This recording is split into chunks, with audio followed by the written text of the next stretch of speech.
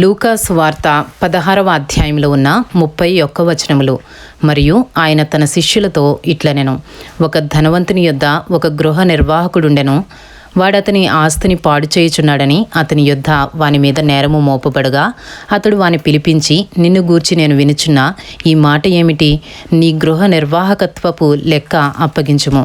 నీవు ఇక మీదట గృహ నిర్వాహకుడివై ఉండవల్ల కాదని వానితో చెప్పెను. ఆ గృహ నిర్వాహకుడు తనలో తాను, నా యజమానుడు ఈ గృహ నిర్వాహకత్వపు పనిలో నుండి నన్ను తీసివేయును గనుక నేను ఏమి చేతును? త్రవ్వలేను, భిక్షమెత్త సిగ్గుపడుచున్నాను. నన్ను ఈ గృహ నిర్వాహకత్వపు పని నుండి తొలగించినప్పుడు వారు నన్ను తమ ఇండ్లలోనికి చేర్చుకున్నట్లు ఏమి చేయవలెనో నాకు తెలియననుకొని తన యజమానుని రుణస్థులలో ఒక్కొక్కని పిలిపించి, నీవు నా యజమానునికి ఎంత అచ్చియున్నావని మొదటి వానిని అడిగాను. వాడు 100 మనుగుల నూనె అని చెప్పగా, నీవు నీ చీటీ తీసుకుని త్వరగా కూర్చుండి 80 మనుగులని వ్రాసికొమ్మని వానితో చెప్పెను. తరువాత వాడు, నీవు ఎంత అచ్చియున్నావని మరి ఒకని అడుగుగా, వాడు 100 తూముల గోధుమలని చెప్పినప్పుడు వానితో, నీవు నీ చీటీ తీసుకుని 80 తూములని వ్రాసికొమ్మని చెప్పెను. అన్యాయస్తుడైన ఆ గృహ నిర్వాహకుడు యుక్తిగా నడుచుకునేనని వాని యజమానుడు వాని మెచ్చుకునెను. వెలుగు సంబంధుల కంటే ఈ లోక సంబంధులు తమ తరమును బట్టి చూడగా యుక్తిపరులై ఉన్నారు. అన్యాయపు సిరి వలన మీకు స్నేహితులను సంపాదించుకునుడి. ఎందుకనగా ఆ సిరి మిమ్మును వదిలిపోవునప్పుడు వారు నిత్యమైన నివాసములలో మిమ్మును చేర్చుకుందురని మీతో చెప్పుచున్నాను. మిక్కిలి కొంచెములో నమ్మకముగా ఉండువాడు ఎక్కువలోనూ నమ్మకముగా ఉండును. మిక్కిలి కొంచెములో అన్యాయముగా ఉండువాడు ఎక్కువలోనూ అన్యాయముగా ఉండును.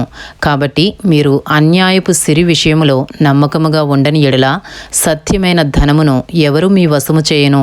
మీరు పరుల సొమ్ము విషయములో నమ్మకముగా ఉండని ఎడల మీ సొంతమైనది మీకు ఎవడిచ్చును? ఏ సేవకుడును 2 యజమానులను సేవింపలేడు. వాడు ఒకని ద్వేషించి ఒకని ప్రేమించును, లేక ఒకని అనుసరించి ఒకని తృణీకరించును. మీరు దేవునిని సిరిని సేవింపలేరని చెప్పెను. లూకాసు వార్త 16వ అధ్యాయము 14వ వచనము నుండి. ధనాపేక్ష గల పరిసయ్యులు ఈ మాటలన్నీ విని ఆయనను అపహసించుచుండగా ఆయన, మీరు మనుషుల ఎదుట నీతిమంతులని అనిపించుకునివారు గాని దేవుడు మీ హృదయములను ఎరుగును. మనుష్యులలో ఘనముగా ఎంచబడినది దేవుని దృష్టికి అసహ్యము. యోహాను కాలము వరకు ధర్మశాస్త్రమును ప్రవక్తలను ఉండిరి. అప్పటి నుండి దేవుని రాజ్య సువార్త ప్రకటింపబడుచున్నది. ప్రతి వాడును ఆ రాజ్యములో బలవంతముగా చొరబడుచున్నాడు. ధర్మశాస్త్రములో ఒక పొల్లైనా తప్పిపోవుట కంటే ఆకాశమును భూమియు గతించిపోవుట సులభము. తన భార్యను విడనాడి మరి ఒకతను వివాహము చేసుకుని ప్రతి వాడు వ్యభిచరించుచున్నాడు. భర్తను విడిచిన దానిని వివాహము చేసుకునివాడు వ్యభిచరించుచున్నాడు. ధనవంతుడొకడుండెను. అతడు ఊదా రంగు బట్టలను సన్నపు నార వస్త్రములను ధరించుకుని ప్రతి దినము బహుగా సుఖపడుచుండువాడు. లాజరు అను ఒక దరిద్రుడుండెను.